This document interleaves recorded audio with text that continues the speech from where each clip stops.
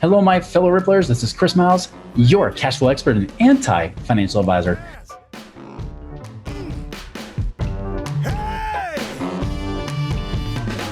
Guys, I'm welcoming you to this show that's for you and about you.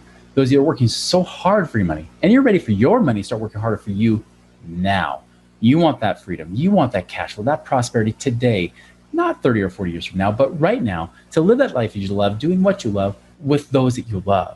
But guys, so much more importantly, it's about living that dream life now, right? Like it says here, right behind me, and for those watching the video, live your life now, not tomorrow. That's the key, is that because as you financially prosper, then as a Rippler, you can create the ripple effect through the lives of others, because as you're blessed, you can bless more people too. And that is the thing I'm so proud to be able to call you guys Ripplers. I'm proud to have you guys follow me. Man, and thank you for allowing me to create a ripple effect through you. Hey, as a reminder, check out our website, moneyripples.com. If you want to follow, especially on updates and things that I have, go get the ebook, Beyond Rice and Beans. You'll also be able to get an email from me, maybe once or twice a month at most. Maybe if you're lucky, you might get 3 emails a month. This is how bad I am at emailing you. So, but anyways, when I do email, it's because it's important. So if you want to follow me that way, check it out. Also, check out our YouTube channel, the Money Ripples with Chris Miles page. This is where we're starting to upload these videos too, so check that out. All right, guys, so today I want to talk about a topic that has come up so many times, because many of you don't hear me talk about things like infinite banking or life insurance conversations very often on the show. We focus a lot on investing, especially around real estate and things like that. And just so you know, like anytime we talk about things like mutual funds, like I tell you all the time, you cannot become free off mutual funds alone. Same thing applies to life insurance. You cannot become free off life insurance alone. However, it can be an amazing tool if used correctly. Now, I want to talk about, there's been some changes happening with Congress. One of the last bills that came through at the end of 2020, they actually changed some of the things that's going to happen with the entire life insurance industry. And this, for those of you that are using this with your investing, where you can double dip, get your money to pay you in 2 different places at the same time, this is really important to you. So be sure to tune in and listen in right now, because we're about to dive into some of these changes that's been made with this new IRC, the Internal Revenue Code of 7702, right? Again, this has been around forever. This is about how life insurance is taxed and not taxed and everything else. But there's some changes they're making because of what's going on with COVID. So anyways, just to give you guys a little bit of background, maybe you haven't heard me talk about the subject before. Everybody's heard of like term insurance, right? Term insurance covers you for a certain period of your time. It's cheap when you're younger, super expensive when you're older, and usually it becomes a ripoff by the time you're 80. In fact, you'll probably end up paying for your death benefit by the time you turn 80 if you keep a term policy that long. By the way, the insurance companies bank on this because they create most of their profits by selling you term insurance, because they're the ones that taught you buy term, invest the difference. They also are the ones that taught you to buy term until you have enough assets to get rid of it. They want you to self-insure because right when you get older, they don't want to pay out. So less than 1% of all term insurance policies ever pay out the death benefit because people cancel them too quickly. Now, there's other insurances too. There's things like indexed universal life or just universal life, right? There's variable universal life, indexed universal life. Universal life is like buy term, invest the difference. Now, the premiums are higher, but it gives you this tax-free savings component that you can do with it.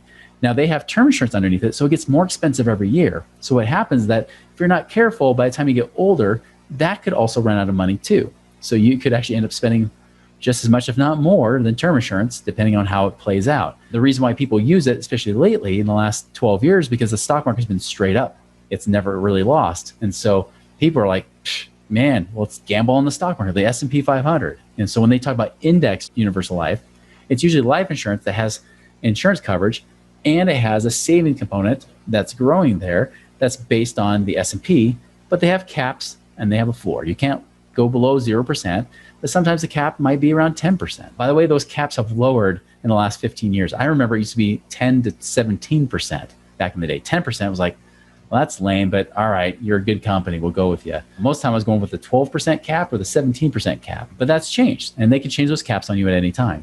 Now there's whole life. Now whole life is a different in and of itself. I used to hate on whole life. I used to tell people it was a waste. I used to say you only make 1 or 2% a year in that, so don't put your money there. Put your money in mutual funds, or maybe use these universal life policies or something else. That's what I used to really propose to people back in the early 2000s. Well, what I found out is that whole life actually is really the recommended choice among those that are investors and the wealthy. Why? One, because it's guaranteed. It's guaranteed never to lose money. It always gains money. See, in a universal life policy, if the market goes down, you might hit that 0% floor, so you don't lose in interest. But remember, insurance costs still come out, so you can still lose money because the insurance costs come out. That doesn't happen with whole life. Even when you pay just the minimum, even if they pay the guarantee of 4%, you still get paid, right? And most companies are paying between 5 and 6% right now. By the way, 20 years ago, when I was telling people it was 1 or 2%, they was actually paying about 9 or 10% back in those days. So it's come down because interest rates have come down. So whole life is a different animal. Now I teach it very differently because I talk about creating this lowest cost, I call it max ROI, infinite banking, right? Where we create this lowest cost possible life insurance policy to grow faster.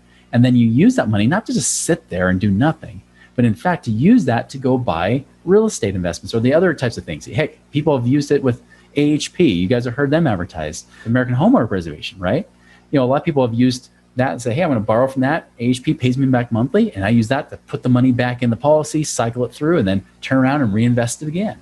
And now when you do it that way, the cool thing with whole life that you can't do with term, you definitely can't do with term, because there is nothing to do it with there. And you can't even do it with universal life because universal life doesn't give you the double dip effect, doesn't give you that special effect of the loans. But when you borrow that money to invest from the insurance company, your money's still in there growing compound interest tax-free. So when that money's coming back in, you're paying down that loan. And what happens is that the interest grows faster than the interest you're paying on that loan. And what happens is that not only you're making money on your investment, whether it's AHP, real estate, or whatever you're doing over there, right? But now you're making money inside the policy where you're making more interest than it costs you as well. So what ends up happening, you usually make, on top of whatever you're making with that investment, you're making another 3 to 4% a year tax-free on top of the returns you're making. So if you get paid 10% a year on AHP, guess what? You're making at least 13 or 14% just because you use your whole life policy instead of just using it out of your savings account or your checking account. So anyways, I know I don't want to get into the weeds too much because I got plenty of videos on that. Here's what I want to talk about because that's what we've been using up to this point. Now, with these new rules, the new rules they made to the 7702, what's changing is this, because the interest rates have tanked and the whole life policy specifically, right? They make their money off of US government bonds and treasury bills and things like that. Well, these rates have dropped. Now, when I told you whole life is the one that actually offers you a guarantee. It always guarantees a return of 4% right now. And that's pretty much what most companies across the board. The problem is that because the rates have dropped, that's making it harder for them to stay profitable. So they said, hey, US government, we need some help. Congress, we need some help here. Can we add some writing in here in this 5,300 page bill that you've proposed? Can we add some writing in here that allows us to offer smaller guarantees? So instead of 4%, maybe it's only 2%. Now, some people have been saying, hey, the new changes are gonna be great. Just wait till the new product comes out, you'll be able to put more in. That's not necessarily true. The costs will change a little bit in how it gets designed, but the growth of the policy can be a lot less than those new ones, which means that overall, you're not making as much money. So what does that mean for you? That means right now, currently, because these are insurance contracts, right? So whenever you get an insurance contract, those rules are in place forever. So if you buy a policy right now that has a 4% guarantee, even when they get the new policies that say 2%, yours still stays at 4%. You're grandfathered in, right? It's different than like 401ks and IRAs where you try to put money into those and they can change the rules on you whenever they want. These, they cannot change the rules. So when you have that guarantee, that 4% guarantee minimum, right? Now, a lot of them are paying between 5 and 6%, right?